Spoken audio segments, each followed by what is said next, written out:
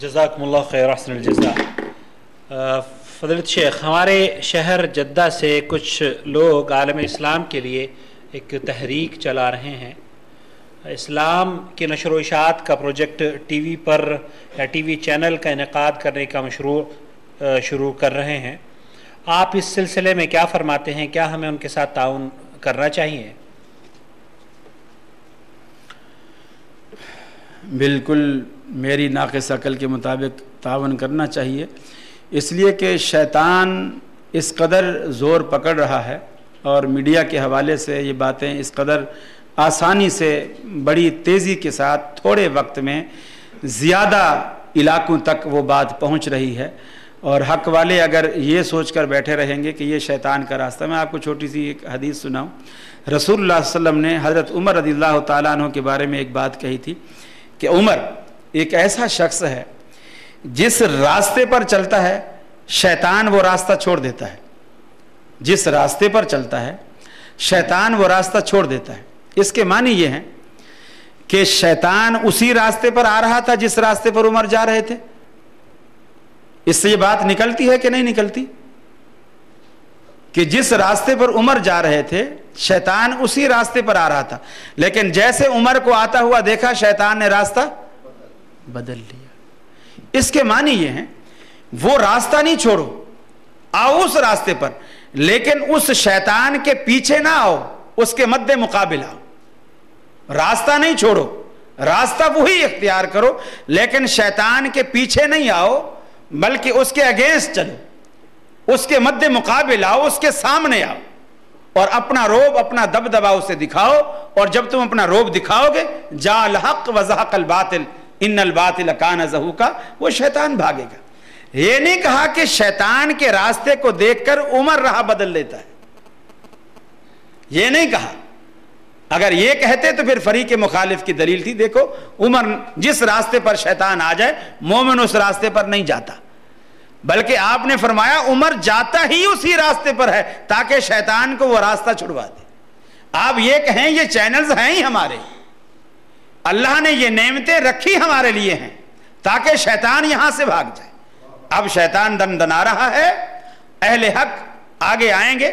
اور میں نے شاید پچھلی نشست میں جو عبداللہ بن باز حال میں ہوا تھا میں نے کافی تفصیل سے بات کی تھی۔ اب یہ پروگرام بھی چونکہ کھڑے کھڑے ہو رہا ہے، وہ ذرا بیٹھے بیٹھے تھا، تھوڑا سا تھک بھی گیا ہوں میں، اس لیے زیادہ ڈیٹیل تو نہیں کر سکتا۔ البتہ اسلام کا مزاج یہ رہا ہے کہ جس بھی دور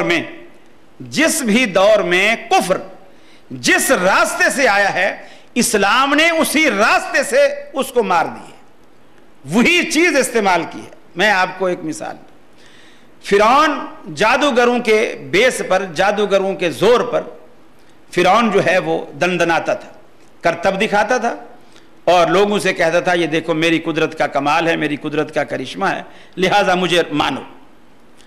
اللہ رب العالمین نے اس کے مقابلے میں موسیٰ علیہ السلام کو بھیجا۔ اب جب موسیٰ علیہ السلام کو بھیجا، حالانکہ موسیٰ علیہ السلام کے پاس اور بھی معجزے تھے، ید بیضا ہے، آپ ہاتھ ڈالتے اور اس کو نکالتے تو بالکل سورج کی طرح روشن ہوتا، یہ بھی معجزات تھے۔ آپ کے پاس ایک ایسی لاٹھی تھی، اس کو پتھر پہ مارتے فانفجرت من حسنتا عشرۃ عینا، اس سے پانی کے چشمے جاری ہو پڑتے۔ وہی لاٹھی آپ نے دریا پہ ماری تو دریا میں فوج کے لیے راستے بن گئے، پانی ادھر ادھر پہاڑوں کی شکل میں کھڑا ہو گیا۔ لیکن چونکہ فرعون کی دربار میں فرعونیوں نے جو اپنے کرتب دکھائے وہ یہ تھے کہ انہوں نے رسیاں ڈالی اور لوگوں کی نظر پر یہ دھوکہ کیا کہ وہ سانپ نظر آئے، اور جو مجمع وہاں دیکھ رہا تھا ان کو ایسا لگا کہ یہ سانپ پھر رہے ہیں۔ اب اللہ رب العالمین نے یہ نہیں کہا جادو حرام ہے، کفر ہے، یہ وہ ہے، میں پیغمبر کو اس طرح کا مقابلہ نہیں کرنے دوں گا، کفر کے مقابلے میں پیغمبر آئے، ایسا نہیں۔ یا اللہ نے موسیٰ علیہ السلام سے کہا کہ اب ان کو کہہ دو تم جادوگر ہو، کافر ہو، لہذا تمہاری کوئی دلیل نہیں مانی جائے، نہیں۔ اللہ نے موسیٰ علیہ السلام کو ان جادوگروں کے مقابلے میں ویسی ہی چیز دی۔ انہوں نے رسیاں ڈال کر سانپ بنایا، موسیٰ علیہ السلام نے لاٹھی ڈال کر سانپ بنا دی۔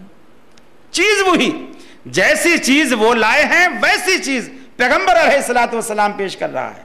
اب موسیٰ علیہ السلام کا ڈنڈا ذرا بڑا تھا، سانپ ذرا تکڑا بن گیا۔ پھر موسیٰ علیہ السلام کو اللہ کی تائید حاصل تھی، اس لیے بھی تکڑا بن گیا اور ان کے سانپوں کو سارا کھانے لگ گیا۔ اب وہ سارے جادوگروں نے جب دیکھا کہ یہ اگر جادو ہوتا تو کم از کم ہماری رسیوں کو کھاتا نہیں، یہ جو کھا گیا ہے یہ جادو نہیں، یہ کوئی اصلی چیز ہے۔ سارے کے سارے جادوگر سجدے میں گر گئے اور موسیٰ علیہ السلام پر ایمان لے آئے۔ کب؟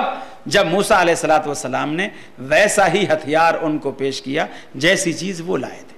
تو میرے بھائیوں، شیطان جس راستے سے آ رہا ہے عمر کی طرح وہ راستے اس کے مد مقابل، اس کی پیروی میں نہیں، اس کے سامنے آ کر وہ راستے اختیار کرو اور وہ روب اور وہ دلائل اور کتاب و سنت کے وہ براہین پیش کرو تاکہ ابلیس وہ راستہ چھوڑ دے اور آپ کے لیے سارے راستے ہموار ہو جائیں۔ اور یہ میں سمجھتا ہوں اتنا مؤثر ذریعہ ہے۔ اب آپ دیکھیں یہ جو لڑکے نظر آتے ہیں بالکل وہ چٹیا عورتوں کی طرح بنائے ہوئے، اس میں پونی بھی لگائے ہوئے، ربڑ بھی باندھا ہوا ہے اور گچھا سا پیچھے جیسے وہ مرغ کی دم ہوتی ہے ایسے وہ پیچھے سے لٹکایا ہوا ہوتا ہے۔ اب اگر خطیب ایک ممبر پر کھڑا ہو کر ان کو خطبے میں 10 دن بھی کہتا رہے نا میاں یہ حرام ہے اور یہ عورتوں کی مشابہت ہے، اللہ کے رسول نے مردوں کو لعنت کی ہے جو عورتوں کی مشابہت کرے، ان عورتوں کو لعنت کی ہے جو مردوں کی مشابہت کریں، لوگ کہتے ہیں مولویوں کی عادت ہے، مولویوں کی عادت ہے، ایسے کہتے رہتے ہیں۔ اب یہ جو چٹیا بنائی ہوئی ہے یہ کہاں سے سیکھے؟ یہ ان چینلوں سے سیکھے جو دیکھتے ہیں یہ اتنا مؤثر ہے۔ وہ یہ نہیں دیکھتے میں عربی ہوں، میں عجمی ہوں، میں یمنی ہوں، میں مصری ہوں، یہ انگریز کا کلچر ہے، نہیں، چونکہ ٹی وی میں آیا ہے، چونکہ ٹی وی میں آ رہا ہے لہٰذا یہ کوئی ویرائٹی ہے، یہ کوئی چیز ہے۔ یعنی لوگوں کے ہاں دلیل یہ بن چکی ہے کہ جو چیز ٹی وی میں آ جائے وہ اتھینٹک ہے۔ بے شمار باتیں لوگ کرتے ہیں، ارے میاں یہ تو قرآن حدیث میں نہیں ہے، ارے میاں پرسوں ٹی وی پہ میں نے خطاب سنا ہے مولوی صاحب کا، یہ ٹی وی پہ ایسے کوئی ایرے خیرے تھوڑی آ جاتے ہیں، بڑے بڑے وہ علامہ فہامہ ہوتے ہیں، بڑی سندیں ہوتی ہیں ان کے پاس، اور ٹی وی والے چھان بین کر کے ایک تکڑا آدمی لاتے ہیں۔ تو ایسے اب ایک صاحب کہنے لگے جی حضرت بلال رضی اللہ تعالیٰ عنہ نے ایک دفعہ اذان نہیں دی تھی تو سورج ہی نہیں نکلا تھا۔ میں نے کہا یار یہ کہاں لکھا؟ قوالی شریف میں ہے، پرسوں میں نے خود ٹی وی پہ سنی ہے، قوالی شریف میں ہے، میں نے خود ٹی وی پر سنی ہے۔ وہ خود کہہ رہا تھا حضرت بلال نے جو اذان سحر نہ دی قدرت خدا کی دیکھو نہ مطلق سحر ہوئی۔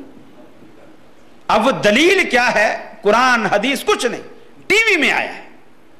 اور قوال شریف جو تھے وہ کہہ رہے تھے قوالی شریف کے اندر، لہذا یہ اتھینٹک ہے۔ میرے بھائیو ان کا توڑ آپ اسی چیز سے، وہ خرافات لا رہے ہیں، آپ کتاب و سنت کے براہین ان کو پیش کریں، وہ شرک پھیلا رہے ہیں، آپ توحید کے پرچم گاڑیں، اللہ اور اس کے رسول کا نام بلند کریں اور رسول اللہ صلی اللہ علیہ وسلم کی سنتوں کی تعلیم کو آپ عام کریں۔ اسی طرح آپ اس پہ آ کر پردے کی تعلیم دیں، نماز کی تعلیم دیں، روزے کی تعلیم دیں، اور ایک تھوڑے سے وقت میں، ابھی آپ دیکھیں میں نے اب میرا خیال ہے کوئی 1.5 گھنٹہ تو شاید ہو گیا ہوگا بات کی ہے، آپ جو حال میں محدود افراد بیٹھے ہیں صرف یہی لوگ اس کو سن رہے ہیں۔ اگر یہی بات میں ٹی وی پہ کر رہا ہوتا پوری دنیا اتنے ہی وقت میں پوری دنیا اس بات کو سنتی۔ تو یہ ایک بڑا مؤثر ذریعہ ہے میں سمجھتا ہوں۔ مشین بذات خود نہ اچھی ہوتی ہے نہ بری ہوتی ہے، یہ ساری چیزیں مباح ہیں۔ آپ اس کو کیسے استعمال کرتے ہیں؟ میں نے پچھلے حال میں پروگرام میں مثال دی تھی، جیسے ڈاکٹر کے ہاتھ میں بھی ایک نشتر ہوتا ہے، ڈاکو کے ہاتھ میں بھی نشتر ہوتا ہے۔ ڈاکو بھی نشتر مار کے پیٹ پھاڑ دیتا ہے اور جیب خالی کر کے چلا جاتا ہے، ڈاکٹر بھی نشتر مار کے پیٹ پھاڑتا ہے اور جیب خالی کر لیتا ہے۔ لاکھوں روپے لگتے ہیں آپریشن پر، لاکھوں روپے آپریشن پہ لگتے ہیں، لیکن ڈاکٹر کو آپ دعائیں دیتے ہیں، اس نے لاکھ روپیہ بھی لیا، پیٹ بھی پھاڑا، خون بھی اتنا سارا نکالا، پھر جب آپ اچھے بھلے ہو کر گھر آ جاتے ہیں آپ کہتے ہیں یار اس ڈاکٹر کو تو اللہ نے میرے لیے فرشتہ بنا کر بھیجا، مجھے تو نئی زندگی مل گئی۔ اب نشتر دونوں کے پاس میں ہے لیکن دونوں کے عزائم میں فرق ہے، ایک آپ کو مارنا چاہتا ہے، ایک وہی کام کر کے آپ کو بچانا چاہتا ہے۔